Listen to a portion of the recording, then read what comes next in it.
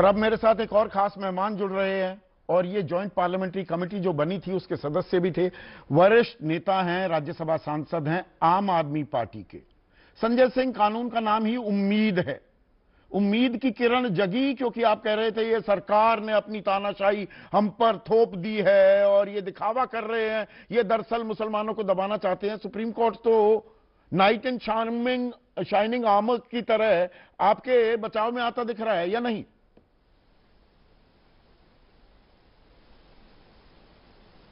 संदीप जी, आपको और आपके दर्शकों को नमस्कार। निश्चित रूप से जो सुप्रीम कोर्ट की सुनवाई है वो एक सकारात्मक दिशा में बढ़ रही है, मैं ये कह सकता हूं। और जो अंतरिम राहत मिली है फिलहाल, वो एक बड़ी राहत के तौर पे देखी जा सकती है।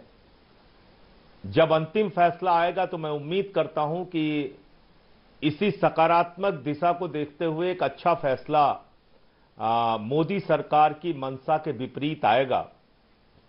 आज का जो यह अंतरिम फैसला है ये मोदी सरकार के लिए एक बहुत बड़ा धक्का है, क्योंकि उन्होंने गैर संवैधानिक बिल पास किया था।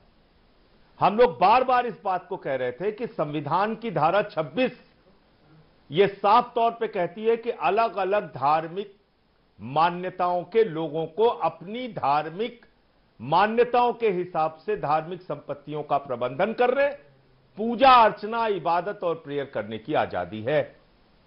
तो मोदी जी हो या कोई उनकी जगह और प्रधानमंत्री हो, वो संविधान की धाराओं के विपरीत कोई कानून नहीं बना सकता।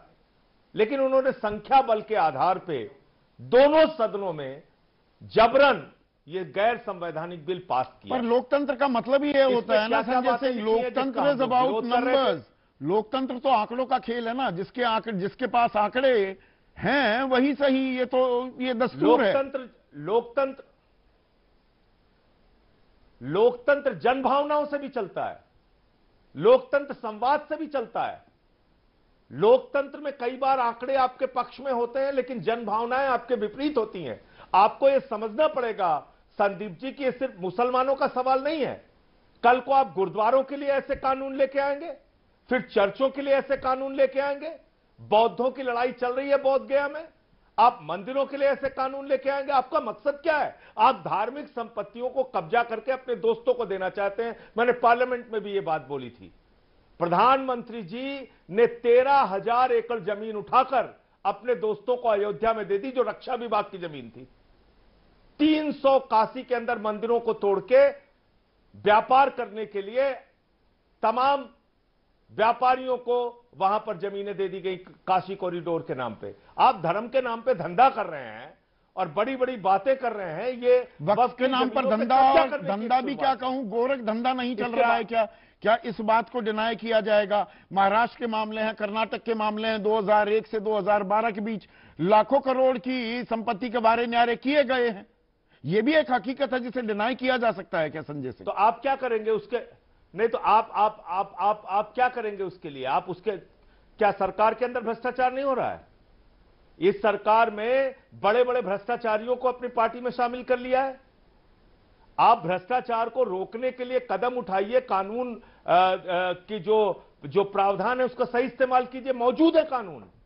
ऐसा नहीं है कि आज वक्फ की संस्थाएं स्वतंत्र है कोई भी भ्रष्टाचार करने के लिए। जितने कानून मौजूदा हैं उसमें ही उनके खिलाफ कार्रवाई करने के प्रावधान है। बहुत सारे फैसले सुप्रीम कोर्ट, हाई कोर्ट के वक्फ के खिलाफ भी आए हैं। ये जो बात कही जाती है कि ये तो पर सरकार दावा करती है। सॉलिसिटर जनरल तुषार मेहता ने भी एक हफ्ते का वक्त ये कहते हुए मांगा कि हमने लाखों लोगों से रायशुमारी की है, गांव-गांव गए हैं, हमने लोगों से बातचीत की है, वार्तालाप के आधार पर ये कानून लाया गया है। वो तो झूठ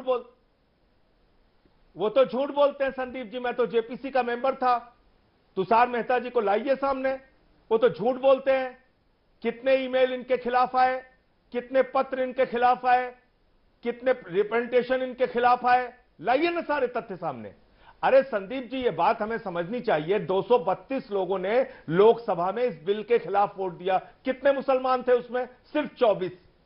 98 लोगों ने राज्यसभा में इसके खिलाफ वोट दिया, कितने मुसलमान थे उसमें? सिर्फ चंद मुसलमान, बाकी हिंदू थे, सिख थे, ईसाई थे। यही हालत लोकसभा में है। आज सुप्रीम कोर्ट में याचिकाकर्ता कौन है? हिंदू है। वकील कौन लड़ रहे हैं? हिंदू है। ये देश धर्मनिरपेक्षता का देश है। यहां पर एक दूसरे के लिए आवाज उठाने वाले लोग हैं, और जब तक ये लोग मौजूद रहेंगे इस देश की भाईचारे और अमन की संस्कृति को खत्म नहीं किया जा सकता, तोड़ा नहीं जा सकता। ये बात मोदी जी समझने को तैयार नहीं है, उनके नफरती चिंटू समझने के लिए तैयार नहीं है। मैं आपको दिखाता हूं क्या कर रहे हैं ये। सुप्रीम कोर्ट का अभी अंतिम फैसला भी नहीं आया है, एक अंतरिम आदेश आया है। उसके बाद भारतीय जनता पार्टी के जो समर्थक हैं वो क्या लिख रहे हैं ट्विटर पे। ये सुप्रीम कोर्ट के प्रति इनका सम्मान है। सुनिए, एक मिस्टर सिन्हा के नाम से ट्विटर हैंडल चलता है, सरिया कोर्ट ऑफ इंडिया, सरिया court of India supreme court को लिख रहे हैं। ये बीजेपी के समर्थक हैंडल है। ये एक ट्विटर हैंडल है बीजेपी का समर्थक हैंडल। आप देखिए ये सुप्रीम कोर्ट के गुंबद पे क्या इन्होंने बना दिया है। ये एक अजीत भारती करके ट्विटर हैंडल है। देखिए इन्होंने क्या लिखा है सुप्रीम कोर्ट के बारे में। ये तो 2-2 रुपए वाले ट्रोल्स हैं ना, वो आपकी पार्टी के भी ऐसे ट्रोल्स होते हैं। आप ट्रोल्स को इतनी अहमियत क्यों दे रहे हैं? सुप्रीम कोर्ट ने संज्ञान लिया, system of checks and balances है ना इस देश में। इस बात को क्या डिनाई कर रहे हैं आप संजय सिंह? ये ट्रोल्स भारतीय जनता पार्टी के द्वारा पोषित ट्रोल हैं। ये बीजेपी की मानसिकता को दर्शाते हैं। मैं ये आपको कहने की कोशिश कर रहा हूं कि अगर ये हालत रहा तो कल को ये लोग सुप्रीम कोर्ट पे भी बुलडोजर चला देंगे। ये किसी संस्था को नहीं मानते। मैं ये कहना चाहता हूं, इनको किसी भी संस्था के, तो आप भी तो हर संस्था पर सवाल उठाते हैं। ईडी हो, सीबीआई हो, अदालतों के फैसलों पर भी आपने सवाल उठाए।